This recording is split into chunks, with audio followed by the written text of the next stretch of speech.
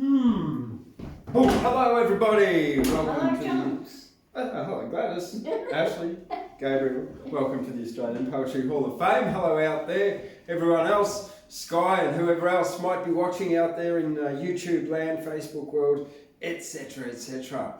Well, here we are. I'm Thundercloud. Mum calls me James. Today I've had some fun and games with a tour group from Port Stephens who came through, and we had a bit of a tour and a performance. Gladys came in and performed Australia and Gumtree's Lament, so it's been a rather successful day here.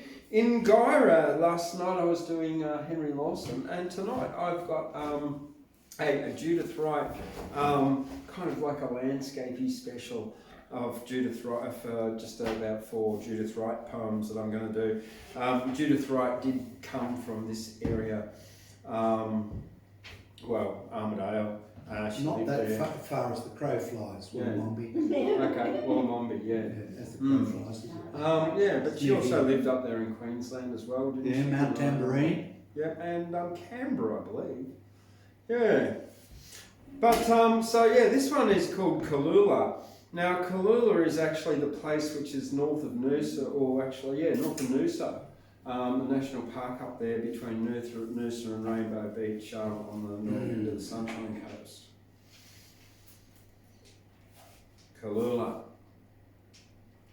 The blue crane fishing in Kalula's twilight has fished there longer than our centuries. He is the certain heir of lake and evening, and he will wear their colour until he dies. But I'm a stranger, come of a conquering people. I cannot share his calm, who watch his late, being unloved by all my eyes delight in, and made uneasy for an old murder's sake. Those dark-skinned people who once named Kalula knew that no land is won or lost by wars, for earth is spirit. The invader's feet will tangle in nets there, and his blood be thinned by fears. Riding at noon and 90 years ago, my grandfather was beckoned by a ghost, a black accoutred warrior armed for fighting, who sank into bare plain as now into time past. White shores of sand, plumed reed, and paperbark, clear heavenly levels frequented by crane and swan. I know that we are justified only by love, but oppressed by arrogant guilt, have room for none. And walking on clean sand among the prints of bird and animal, I'm challenged by a driftwood spear thrust from the water, and, like my grandfather, must quiet a heart accused by its own fear. At Kalula. That's a beautiful poem. It really is. Yeah. And I'm reading these out of 2 Centuries of Australian Poetry, edited by Mark O'Connor, published by Oxford Press. The next one I've got for you, again, Judith Wright, is, I've got it marked here, we're just going to get up to it. Here it is. This is South of My Days. It's probably one of her very highly acclaimed poems.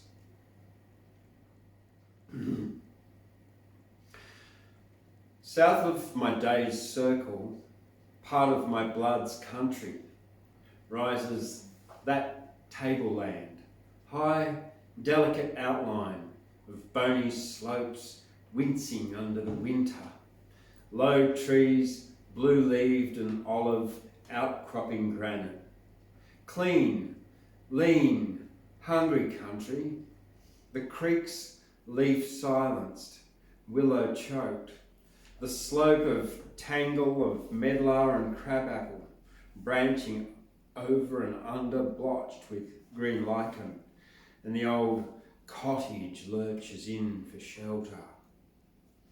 Oh, cold the black frost night.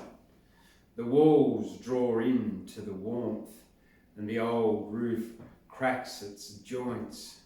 The slung kettle hisses a leak on the fire, hardly to be believed that summer will turn up again someday in a wave of rambler roses, thrust its hot face in here to tell another yarn. A story old Dan can spin into a blanket against the winter. 70 years of stories he clutches round his bones. 70 summers are hived in him like old honey. Drove him that year, Charleville to Hunter, 1901 it was, and the drought beginning. 60 head left at the McIntyre, the mud round them, hardened like iron, and the yellow boy died in the sulky ahead with the gear. But the horses went on, stopped at the sandy camp and waited in the evening. It was the flies that he'd seen at first, swarming like bees. Came to the Hunter, 300 head of 1,000, cruel to keep them alive, and the river was dust. Or mustering up in the Bogons in the autumn, when the blizzards came early, brought them down, we brought them down, down. What aren't there yet? Or driving for cobs on the run up from Tamworth. Thunderbolt at the top of Hungry Hill, and I'll give him a wink. I wouldn't wait long, Fred. Not if I was you. Troopers are just behind, coming up for that job at Hillgrove. He went like a loony, him on his big black horse. Oh, they slide and they vanish as he shuffles the years like a pack of conjurer's cards. True or not, it's all the same, and the frost on the roof cracks like a whip, and the back log breaks into ash. Wake, old man, this is winter, and the yarns are over. No one is listening. South of my day's circle, I know it dark against the stars, the high, lean country, full of old stories that still go walking in my sleep. Another really beautiful poem of Judith Wright. Next one we move, she's got a series of poems all about birds. Today I did, for our tour group, I did the lyrebird, and this is egrets. Once, as I travelled through a quiet evening, I saw a pool, jet black and mirror still. Beyond, the slender paperbacks stood crowding, each on its own white image looked its fill, and nothing moved but 30 egrets waiting, 30 egrets in a quiet evening. Once in a lifetime, lovely past believing, your lucky eyes may light on such a pool, as though for many years I had been waiting.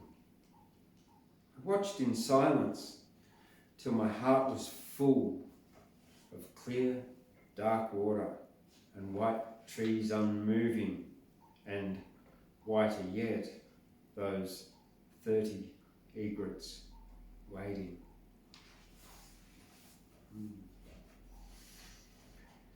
And finally, from Judith Wright, and then after this I will invite Gladys up, because tonight Gladys has got a special treat for us.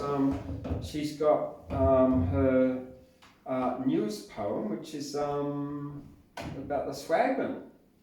Swagman's journey. Yeah, all right, well, here we go. I'll finish this one, and while you get ready Yes, for that. don't you? Right over there, I'll move out the way that. The cycads. Their smooth, dark flames flicker at time's own route. Round them, the rising forests of the years alter the climates of forgotten earth, and silt with leaves the strata of first birth. Only the antique cycads sullenly keep the old bargain life has long since broken and cursed by age. Through each chill century, they watch the shrunken moon but never die. For time forgets the promise he once made, and change forgets that they are left alone. Among the complicated birds and flowers, they seem a generation carved in stone. Leaning together down those gulfs they stare, over whose darkness dance the brilliant birds that cry in air one moment and are gone, and with their countless suns the years spin on. Take their cold seed and set it in the mind, and its slow root will lengthen deep and deep, till, following, you cling on the last ledge of the unthinkable, unfathomed edge, beyond which man remembers only sleep. Judith Wright. Well, that's my little Judith Wright tribute tonight. And now, welcome Gora's very own poet, Gladys Wilson.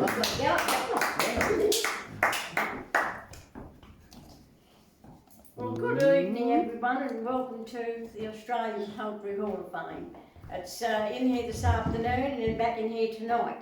But this one I finished I think a couple of days ago, but it takes me back, probably in my days, and these people would have been around, but this is the Swagman's journey. This is the story about a swagman and their long journey, so often takes us back to those days when we remembered them out on the winding track. Now time, of course, has quickly passed by, and these living legends are all growing old, while treasured memories will forever remain with us as the pages of history unfold. But our man of mystery, carrying his swag, who travels all alone on this forgotten pathway, a place he still calls home. While the gravel moves beneath his feet and road signs wave farewell, life out in this great unknown, only a swagman can tell. As the setting sun fades out of sight behind those rugged hills, this weary traveller rests beside his glowing campfire in the land he loves best. Now away from all the hustle and bustle, where this swagman can surely live out his dreams, with the swag rolled out beneath bright stars and the moonlight with its silvery beams. Just to take a step back in time reminds us of a stranger, someone you may not know, who travelled around this region many years ago. But even though they seem to have gone, their footprints are left on our path, as we solemnly stand and read the verse that's written on their epitaph. But like most of us, thoughts of them are never far away, so are these shadows from our past really here to stay. How does that sound? Great. Yeah. Good, thanks. Yeah. Oh, that's very good. Goes well with the Judith Wright poem. Yeah, definitely. Ooh, I don't have anything to do now. So because my poetry's out there on the left, got anything to fill in with. So who would like to come up? Would you like to come up, Ashley? Or? Yes. Yeah. Okay. And I'll make sure I readjust the camera for a taller person. Shortly.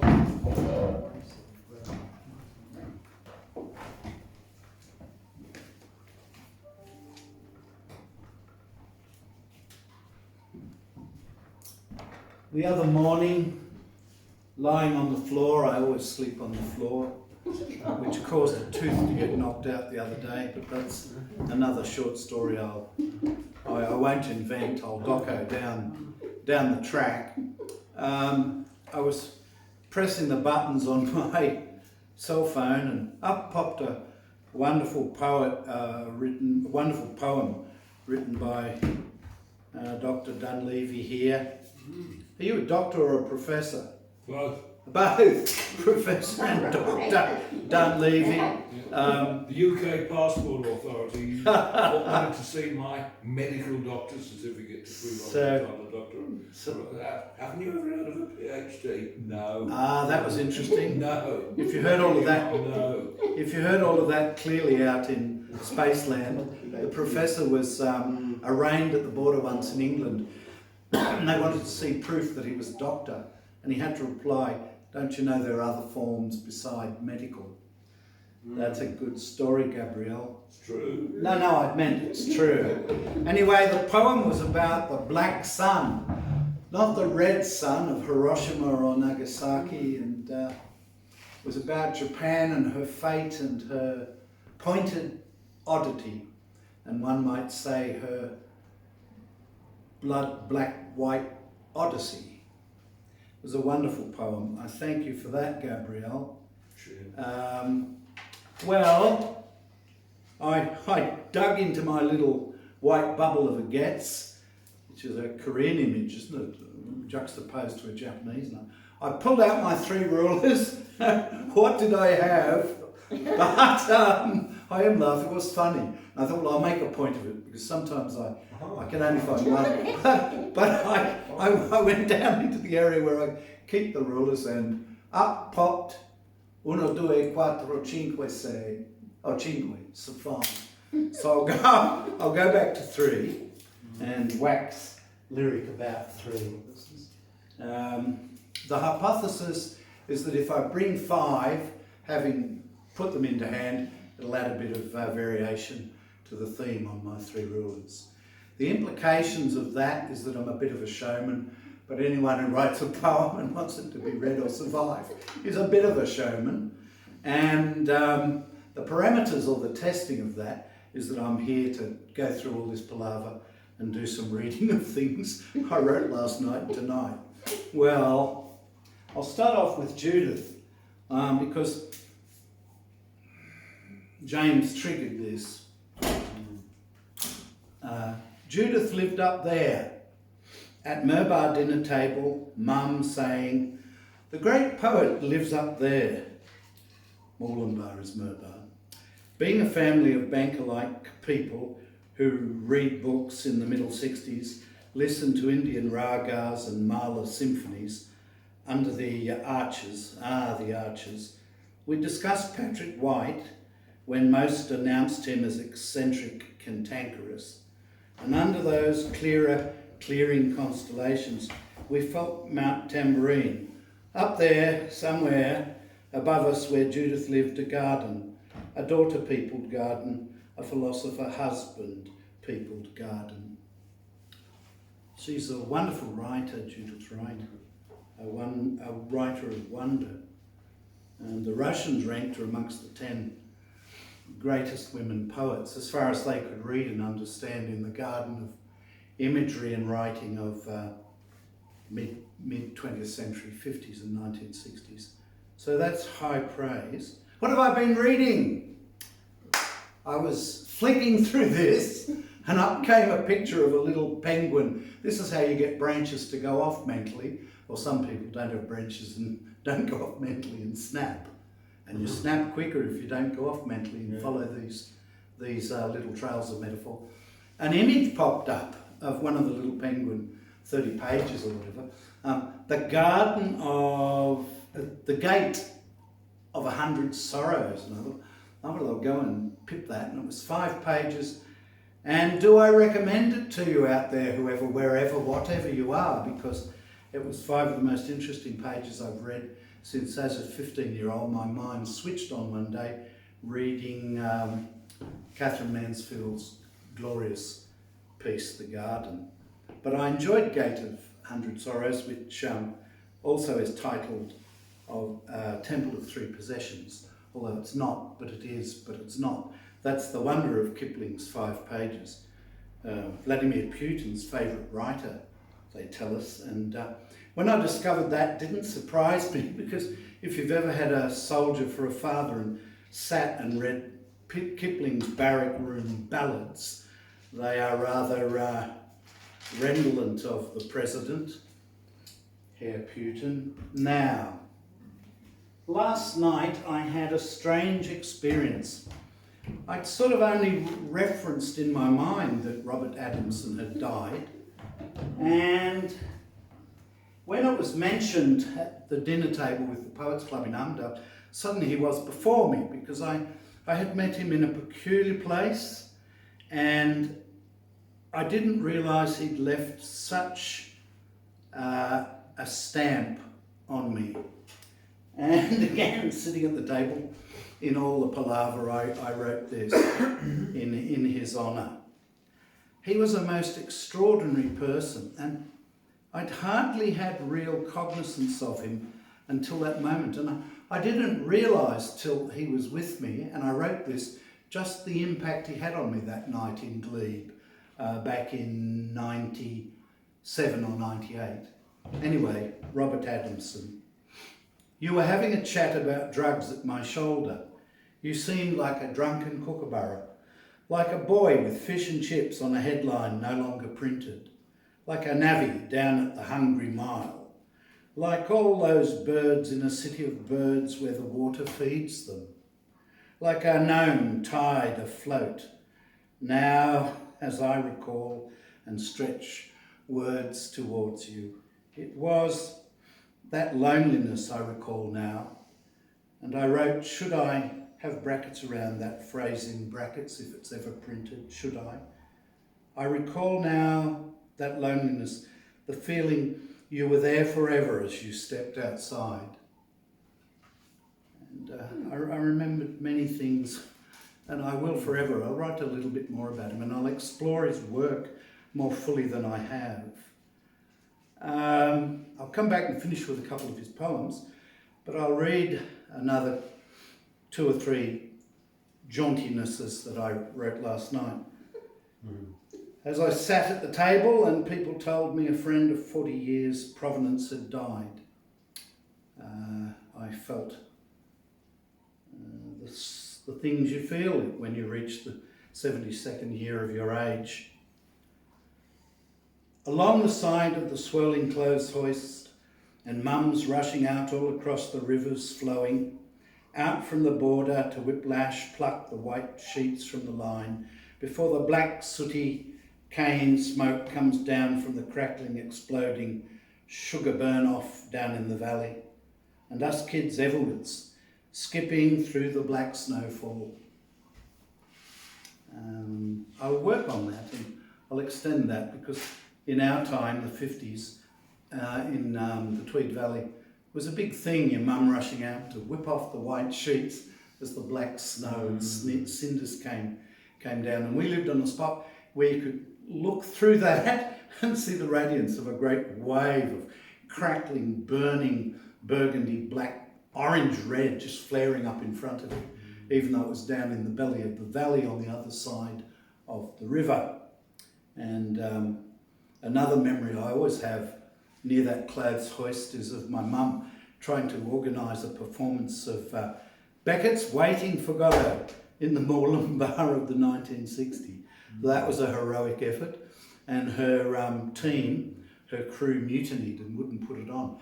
But if they had, it would have been real Northern Rivers cultural history. Many people have told this, given this image of my mum over 50 years about, or 2, have said to me, oh, that's really is surprising, and again, Northern Rivers history. And I wrote last night, the cultural space we journey through don't find our ending. Heraclitus says it's come and go. I don't know. And one of the interesting things of poetry in the last 48 hours was to wake up and see if anyone did out there. Hallelujah, James's salute to the bitchy man. I thought, James is going full-on fascist, but when I read it a second time, I realised the tragic, ambiguous spinner that I wrote back to him on this and said is so. Well, I don't know. I think I will just finish my salute to Robert Adamson with the words Sydney 1998, And I'll just go, it was that loneliness I recall now, the feeling you were there forever as you stepped outside. He was a peculiar fellow. He was very much anyone interested in Sydney's cultural history. I sat next to Brett Whiteley one night at the Marble Bar and I had about half an hour next to him while he drank and vibrated. And we never spoke, but there was a real similarity of vibration. Now I sit here between the two of them, between Robert Adamson and Brett Whiteley. And there are many, if you do a Venn diagram, I think there are many connections there. Now, I will finish with, I had a very interesting letter from John and Ono and about Baz and the Baz, but I've misplaced it, so I found 5 rulers, but I lost Baz's latest shenanigans, which I'll read to you next week. I know it almost off by heart. I was so surprised to get a letter from John and Ono, but no, I'll do it next week in that form. A couple of poems by Adamson, and then I'll finish with an apology to dear old Anne Edgeworth. And Anne was the polar opposite of Robert Adamson, the polar opposite. Anyway, here's a couple of pieces from Adamson that give a rough feeling of Sydney at its most Sydney, which I know too, passing through. This is called Passing Through Experiences. I lived on drugs and understood the pushes as the crack up came on. There was nobody to blame. And I confessed for hours until the police were in tears. The prison had a few prophets, but they understood themselves. During the night, the lucky ones burnt their tobacco. Each morning, I feigned silence. The experience of prison remained behind bars. I dwelt on the idea of freedom, and folding the prince away when afternoon appeared, went after pain. The ideas crowded round like pushers and fed on my doings. I discovered thought as powerful as cocaine in winter. As a screw off duty, I tapped my foot. All experience pointed to Saint Teresa. The prince reassured me. I escaped from the books, but names kept coming up. Pain alone said nothing great. I asked her, why you know it all, though say nothing. Believe me, pain replies, you don't falter, you move. I presume he's referring to Machiavelli, 1469-1527, who left an indelible impression upon many of us. And speaking of great leaders, was always kept under Herr Hitler's pillow.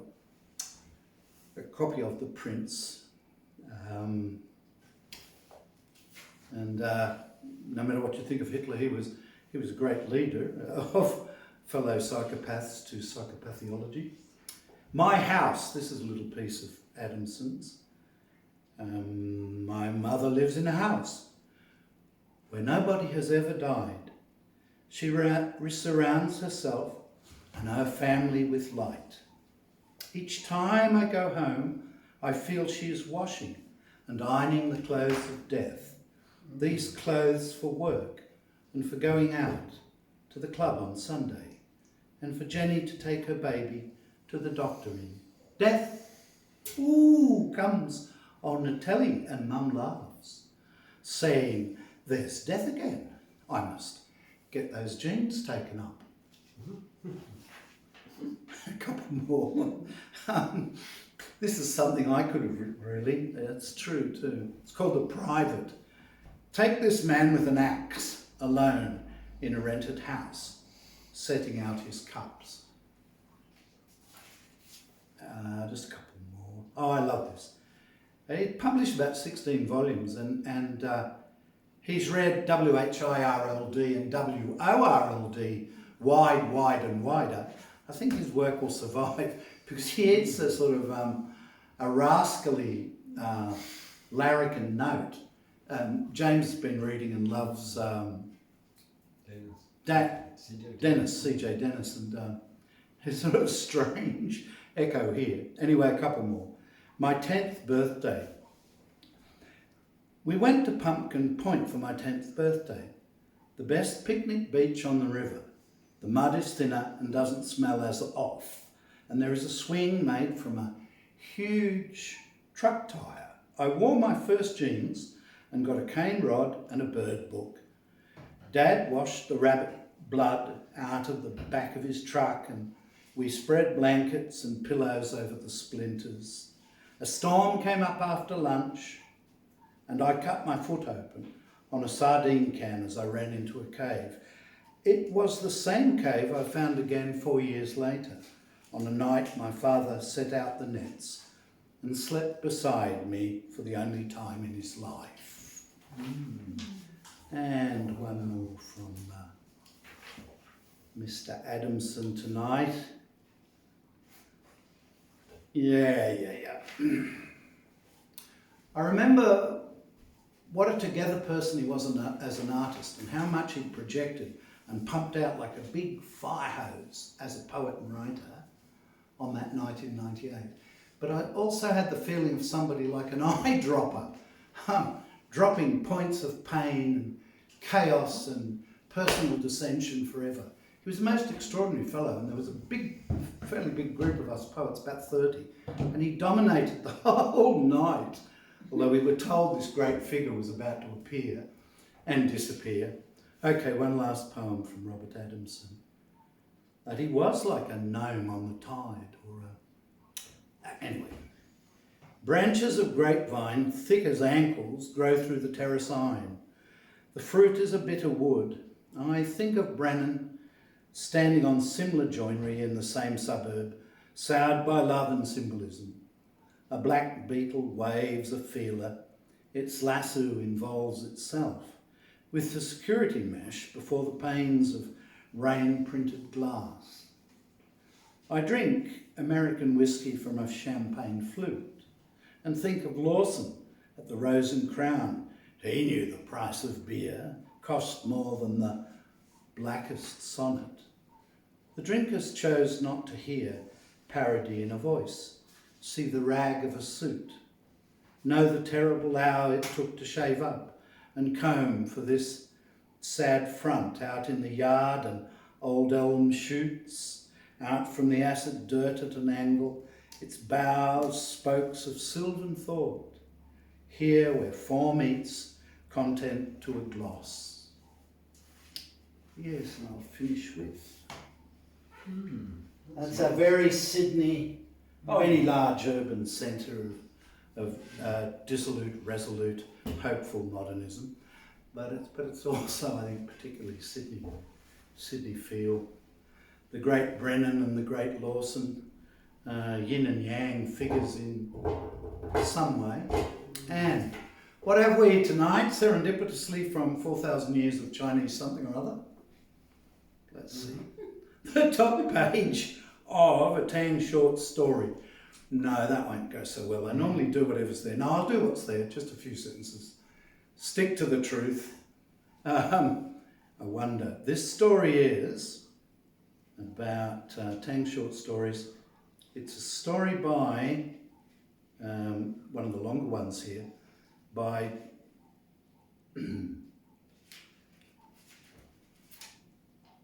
Wan Chen, the story of Sui Ying, and I opened it at this point, so let us go forth. I thank you for your presence, but there is no one now to care how I look. Seeing these things only makes me think of you and grieve the more. You say that you are prospering in your career at the capital, and I am comforted by the news, but it makes me fear you will never come back again to see one who is so distant and humble. But that is settled forever, and it is no use talking of it. May I recommend once more to you Gate of 100 Sorrows, or as it's also titled, though it isn't, but is, Temple of Three Possessions. Rudyard Kipling. And I didn't read that poem next week, Anne Edgeworth wrote, and I did only 2/3 of it a month back. And I was so embarrassed. Oh, yeah. Unless James will read it, it'd be very good to go with you. Yeah. It's not hard to go with all your poems of Dennis. He was a Melbourne critter. Which one? It's that one where she comes in on the bus on the freeway after the Met. It's a good poem. Okay. You'd read it well. Not the three views of Melbourne, just that. I left the last part out. Oh, okay. The three views All of right. Melbourne. You've got a 7:15. The Met. Unsmiling faces line every stop. Climb on, slump into seats. Outside, graffiti keep pace. Every wall, covered to arm's height, hieroglyph squall. Even a long progress of motorcycles, cosy, low slung, done in orange, blue, white, black, with its young rider departing and not looking back. The general effects grotty, breakdown of the break-up of a dying polity.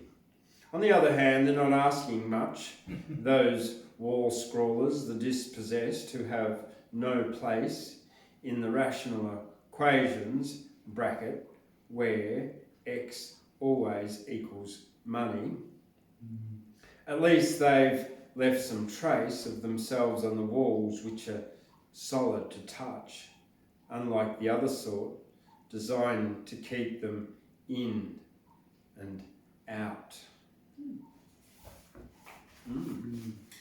Oh, I think there was a bit more, wasn't there? I got to that point last month, and then I looked and there was a little bit more. No, that's isn't that? Oh no, that was it. Oh, I am a poet. Oh. All right. This one's. I got back writing. Last few weeks I hadn't written very much, and this week I began again, and I got some up. This was the washing. Their brains were washed by a TV program. They'd only eat white bread, margarine and jam, cereal, soda pop and rock candy treats, muffins with muffin tops. You are what you eat. Their brains were washed. Saw it in a movie how if they'd changed their diet, life is groovy. Carnivores and vegans arguing about meat. Pigs were having pig outs. You are what you eat. Their brains were washed by an inconvenient film. So they joined the army and travelled the world kiln. Couldn't think for themselves and followed government, had no initiative and needed an overprotective parent. Controlled by social credit, the people were beaten and the slop and muck just kept being eaten. Doublespeak by calling poisonous special treat. If they feed you shit, bite the hand from which you eat. Their brains were washed. They were all very scared. There was CCTV surveillance watching everywhere. Rice and cake were the only food they knew to eat, consuming government propaganda. You are what you eat. Their brains were washed. They all towed the party line, believing Kim, Xi, Joe, Rishi, Vladimir were never lying. Eating disinformation, vegetables and meat. If you eat a D or C, you are what you eat. That's that one. Like that. A bit Did you write that? Yeah. Oh. Yeah. This push towards digital currencies and social credit's not a great thing as far as I'm concerned. What was it? There was a line in there that there was CCTV surveillance watching everywhere. Yeah, well, that has a double meaning too, because in China all the state TVs are called CCTV. CCTV 1, 2 and 3, and then we've got CCTV in Australia, closed circuit. And then the next line, rice and cake were the only food they knew to eat. Well, that's a reference to, what's her name, Marie Antoinette's let them eat cake. There. Yeah, it's funny, isn't it? Because the Chinese think it's odd if the government's not watching them. They expect, as you've lived and worked with them, they expect the government to watch them. In places like North Korea, it's like this control is so much that they've actually taken words like depression out of the dictionary, so people don't get depressed in North Korea because they don't know the concept. That's like the whole like censorship. That's 1984 stuff. It really is. Get rid of the word and you get rid of the offending event or notion. Totally, yeah. Very strange, isn't it? Yeah, and your earlier reference there to Japan too. That's also It's a wonderful poem he's written. Yeah, I was reading about how they're really falling off the depopulation cliff at the moment. Not quite as bad as South Korea, which is down to 0.79 birth rate, which is really in dire straits. So, so what have I got for you next? Okay. Now this is based on a video I saw mentioning the creation of this gain of function research, bio-research, where they weaponize diseases, which, what's his name, that Fauci fella said no, they weren't doing any of it, but apparently they were doing that, which was how coronavirus got out. Now, and apparently, I think it was 2000, can't remember when it was, but the Australian government's bought heaps and heaps of H5N1 bird flu vaccines. So they might be expecting something. I'm not too sure. Anyway, this poem's called Sick Cock, and it just begins with a warning. Whatever you do, do not do a Google image search for the term sick cock, because I was looking for a very unhealthy rooster, and unless you've got your safe search turned on, it was a bit rude. All right. Beware of coughing and sneezing birds, governments, big farmers, and the media's words. Following the money trail, connecting the dot, the chicken cock flu was created by twats who have gain of function biolabs in Ukraine while dis and misinformation confuses our brain. Everything we feel, we will make come. Everything you fear, we will make come true. The chicken cock flu is to control you, with another pandemic of fear and lockdowns attempting to precipitate economic meltdown in order to introduce a digital currency, in order to further control both you and me. And if this doesn't work, when we've got a little hat, we'll unify the world with a fake alien attack, working towards our plan of government control and a social credit system as our final goal. We began long ago to make you all chicken. Now, chicken cock flu comes from finger licking. Yeah, look your fingers. Interesting. Yeah, interesting. And of course, if in the conspiracy world, the next big, after this, apparently they're saying that the next big conspiracy will be a fake alien attack to unify us all. Really? That's been around since Eisenhower. I know. A fake alien attack. Yeah. I will have to do a play up on the stage there of Gaia are under attack. Or of the world's part 2. Or a hammer. Or a knife. We're under attack. Yeah. What it underestimates is the welcome that many of us would give to an alien. Fantastic, yeah. They can't do anything. No, I'm too young. All right. This is a very. I've got two more for you before I invite Gabriel up, and I've got a very short two-liner here. He was made out of Lego and often got a kick out of growing taller by adding an extra brick. It'd be quite easy, you know, just put yourself up a little number, 2 brick in there, yeah. All right, and this last one here, this was a morning one written 2 days ago. Erecting an erection came a curt rejection. Your construction needs destruction. Our position plain will explain.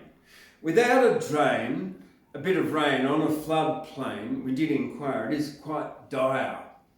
Floods are getting higher and higher, we require. Please stop, desist, we insist. This opportunity can't be missed. A drain, a flood wall that is tall. When waters fall, you'll be safe and all. Change of plans, because I can be flexible and adaptable man. A drain, a levee, the lifting hard, the floods wash down around the yard. But that interjection of conjecture, a new direction saved my bacon. Now I think about a drain and sink. And sometimes I think about how my farts stink. That's that, yeah. And I just had no idea how to finish that. That's why it's such a random line at the end. You'll have to go back to it. It feels like it finishes in the middle completely, though. It really, yeah, it feels like it finishes, yeah. And then it begins again, and yeah. Well, Gabriel, welcome back. Cheers. Gabriel Donleavy. Thank you. There we go. All right, yep. Am I there? Yep, you're there. Okay. I seem to be coming here every fortnight because things are coming up on Wednesdays suddenly. So, and that's going to happen next time as well. But for tonight, 4 pieces, 2 of them are Sestinas, and 2 of them are Bob Dylan's more lyrical ones. I've already given you 2, and there'll be another 2 tonight. And instead of doing clunk, 2 Sestinas, clunk, 2 Bob Dylans, I'm going to interleave them. And instead of doing my one last, I'm going to do my one first and go up the scaling quality from the beginning. So, I've done this one before my Sestina, but I'm going to read it differently. This one was called An Existential Bet. And let me remind you what a Sestina is.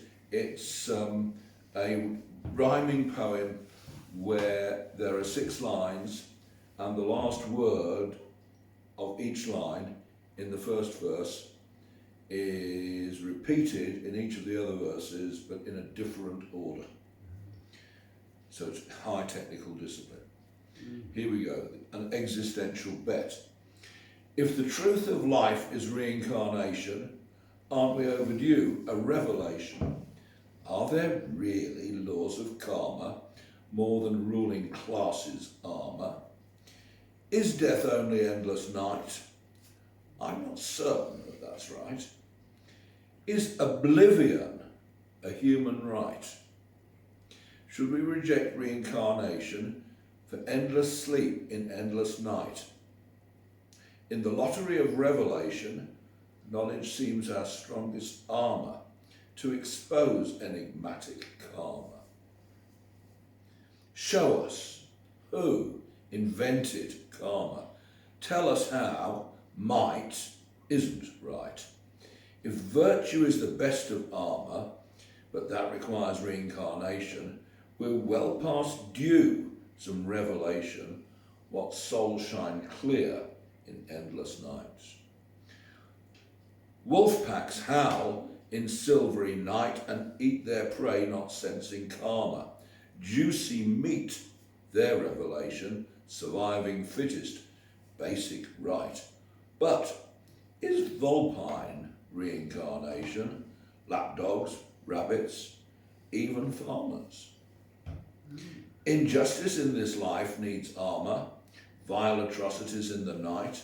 Their victims trust reincarnation, ensures revenge because of karma.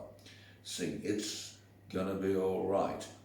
Wait so long for revelation. Give us this day our revelation. Wrap us in your divine armour. Make us see what's really right. Open the black hole named night. Tell the truth about old karma. This is talking to God, by the way. Prove or disprove reincarnation. The revelation sought tonight to make us calmer over karma. Is it right or real reincarnation? Wow, that's great. We're going to squeeze a bit more out of that over the coming months. That's really Let's give something. Now, number 2. This is the first of the 2 Dylan ones, and this is one that many of you are old enough to remember, but none of you, like me, ever learnt the words of it. And it's surprising just how good these words are. This one's My Back Pages, which was covered by the Byrds in, I don't know, 1965 or something like that. Here we go. Crimson flames tied through my ears, rolling high and mighty traps, pounced with fire on flaming roads, using ideas as my maps. We'll meet on edges soon, said I, proud neath heated brow. Ah, but I was so much older then, I'm younger than that now. Half-racked prejudice leaped forth, rip down all hate, I screamed. Lies that life is black and white spoke from my skull. I dreamed romantic facts of musketeers, foundation deep somehow. Ah, but I was so much older then, I'm younger than that now. Girls' faces formed the forward path from phony jealousy to memorising politics of ancient history. Flung down by corpse evangelists, say that again, flung down by corpse evangelists and thought of, though somehow, ah, but I was so much older then, I'm younger than that now. A self-ordained professor's tongue, too serious to fool, spouted out that liberty is just equality in school. Equality, I spoke their word as if a wedding vow. Ah, but I was so much older then, I'm younger than that now. In a soldier's stance, I aimed my hand at the mongrel dogs who teach, fearing not I'd become my enemy in the instant that I preach. My existence led by confusion boats, mutiny from stern to bow. Ah, but I was so much older then, I'm younger than that now. Yes, my guard stood hard when abstract threats, too noble to neglect, deceived me into thinking I had something to protect. Good and bad, I defined these terms quite clear, no doubt, somehow. Ah, but I was so much older then, I'm younger than that now. Bit good, really, isn't it? Yeah. Great poem. Song. And before we do the other Dylan, here is the other sestina. So if you see, mine was an amateur sestina, and here comes a professional sestina by none other than the iconic Sylvia Plath. And this is called the Mad Girl's Love Song. I shut my eyes and all the world drops dead. Lift my lids and all is born again. I think I made you up inside my head. The stars go waltzing out in blue and red. An arbitrary darkness gallops in. I shut my eyes and all the world drops dead. I dreamed that you bewitched me into bed and sung me moonstruck, kissed me quite insane. I think I made you up inside my head. God topples from the sky, hell's fires fade, exit seraphim and enter Satan's men. I shut my eyes and all the world drops dead. I fancied you'd return the way you said, but I grow old and I forget your name. I think I made you up inside my head. I should have loved a thunderbird instead. At least when spring comes, they roar back again. I shut my eyes and all the world drops dead. I think I made you up inside my head. That's quite cheerful for her. Well, reminds me of Joe Orton. Well, it should. They were known to each other. And the last one is a Dylan one. When he does this one, you don't actually need a good singing voice to do it. So if I lapse into something that sounds like song, don't be too surprised. I'll see if it carries me. This is one again that you all know, but nobody ever bothers to learn the words of it, and they're good words. This is A Hard Rain. Oh, where have you been, my blue-eyed son? And where have you been, my darling young one? I've stumbled on the side of 12 misty mountains. I've walked and I've crawled on 6 crooked highways. I've stepped in the middle of 7 sad forests. I've been out in front of a dozen dead oceans. I've been 10,000 miles in the mouth of a graveyard, and it's a hard, and it's a hard rain's gonna fall. Gosh, I'm trying to sing there. No, you'll have to forgive that.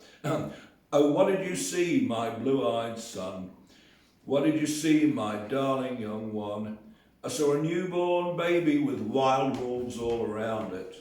I saw a highway of diamonds with nobody on it. I saw a black branch with blood that kept dripping. I saw a room full of men with their hammers a-bleeding. I saw a white ladder all covered with water. I saw 10,000 talkers whose tongues were all broken. I saw guns and sharp swords in the hands of young children, and it's a hard,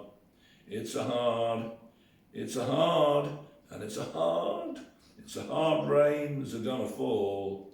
And what did you hear, my blue-eyed son? What did you hear, my darling young one?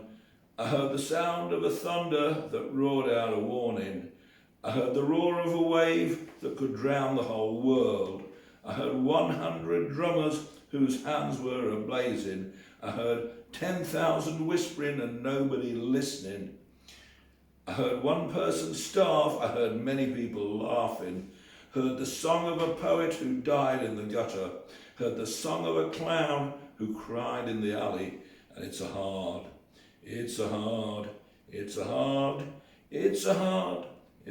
rain's gonna fall.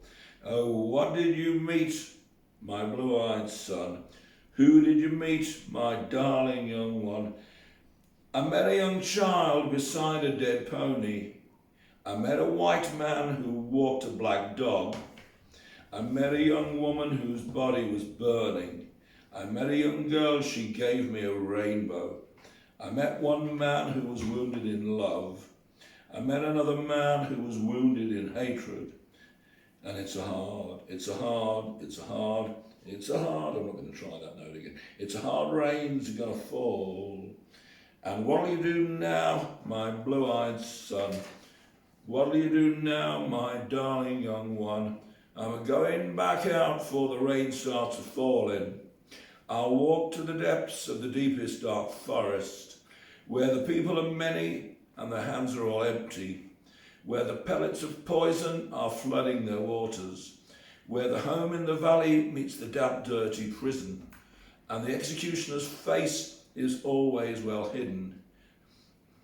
I think I'm going to now change to a Birmingham accent. Where hunger is ugly, where souls are forgotten, where black is the colour, where none is the number, and I'll tell and I'll speak it and I'll think it and I'll breathe it, and reflect from the mountain so all souls can see it, and I'll stand on the ocean until I start sinking.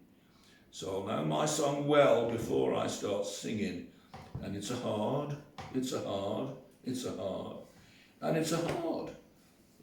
rain is going to fall. See you in 2 weeks' time. Thank you very much. The biblical prophet lives again. Yeah. Now, when you've got a poem, and is it acrostic when you start each letter, each line with a word, letter of a word? Something like that. Yeah. I think an acrostic it's strictly a letter, but I'd have to check it for sure. Yeah. See Oh, well, how this it might is be. There is something, yeah. a proper name for that thing. Well, this has got 1, 2, 3, 4, 5 verses, and each verse, the first letter of each verse spells out Gyra. So it's called Gyra. Gyra morning, under dawning, yellow, orange, blue, red light hue, awakening and yawning. Green days, up and away, yellow crested cockatoo, red-tailed black ones too, and the ducks at play. Great to see you soon under silver moon, yellow grasses sway, red tree autumn day, a cold approaching June. Golden voices singing until church bells ring, youthfully in tune, rest by the lagoon, annual snow falling. Gyra lights, unreal nights, you'll meet Thundercloud, recite poetry loud at the Australian Poetry Hall of Fame, Gyra. That's that. Nice. Yeah. Bit clunky, that ending. Yeah, I know. Great. Reshape the ending. Yeah. My instinct of last. Mm. Yeah, everybody's got to have Don't know how you life put it. that you can bond with in there, you said. Yeah. Now, earlier in the week, I got this message from the Gyra Progress Association. They want to put a CCTV camera down at the Mother of Ducks caravan camping barbecues. Now, they've without permission, as far as I'm aware. But anyway, they put one in this park out here without permission. And about once a week, it goes off for 24 hours and has an alarm. It just goes, woo, woo, woo, woo, woo. God. And it faces the toilet. There's a privacy concern. And why should you have a camera facing a toilet? And no one is ever going to graffiti on a mural, because graffiti occurs not on murals, it occurs in boring, ugly faces. Anyway, so I just had to ask a lot of questions about this, why they somehow think that they need to put a surveillance camera down at the lagoon. Because I don't know. Somebody makes some money out of doing it. Yeah. Well, it This has is to the- have a this really is big just- this is telescope on it to see Progress the Association. actual poultry. Yeah. Makes them feel they're doing something. So, I just had to ask a very large number of rhetorical questions, like, who's going to turn off the alarm when it goes for 24 hours and drives all the caravans away? Yes. That's why they're doing it. Maybe, They're yeah. supposed to want to encourage tourism, but they actually want to drive the caravans away. Well, shouldn't they go off like that? No, it shouldn't. No. And it goes off because it fills up with the memory. Ask a lot of whys and you'll become wise. Or unquestionably, like sheep, go believe the lies. That was. So I sent a lot of rhetorical questions, like, to the Progress Association, because I'm very not happy, and that's where that last little quote came from. And so then inspired this one. Questions are everything, it's called. And I suppose it's a bit Socratic. I guess he was a rhetorical questioner, wasn't he? Yeah. Sure. Question this and also that, even question whether the earth is flat. To learn, to grow, to become your best. Life is a never-ending quest. Question all your politicians, especially your own political positions. Never trust but question government, where, what and how the money's being spent. Question what we drink and eat and why we're sedentary and move our feet and everything we've been told and believe. And question, why do we grieve? Brain fart. Because.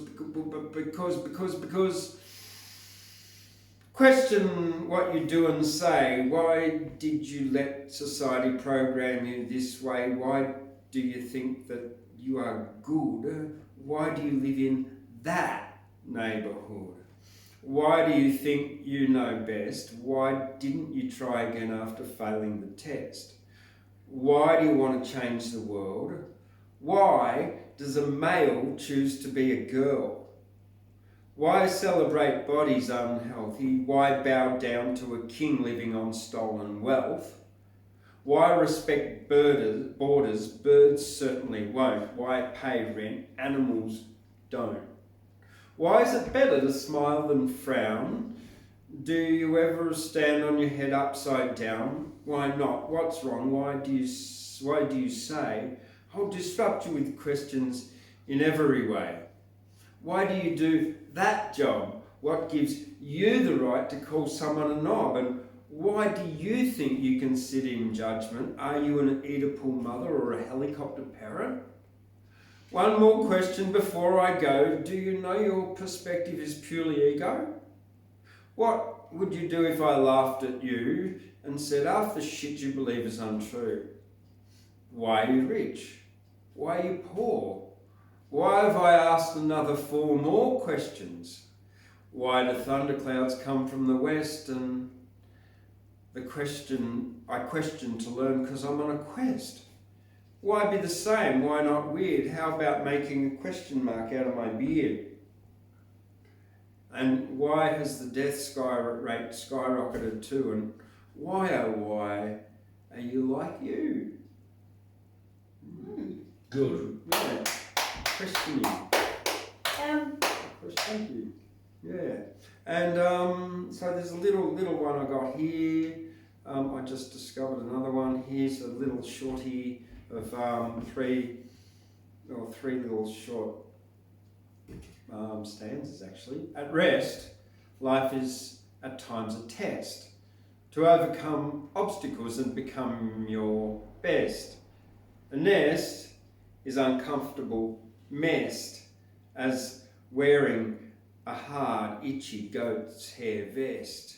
To be best, rest in an unmessed nest, and if it's itchy, take off the goat's hair vest.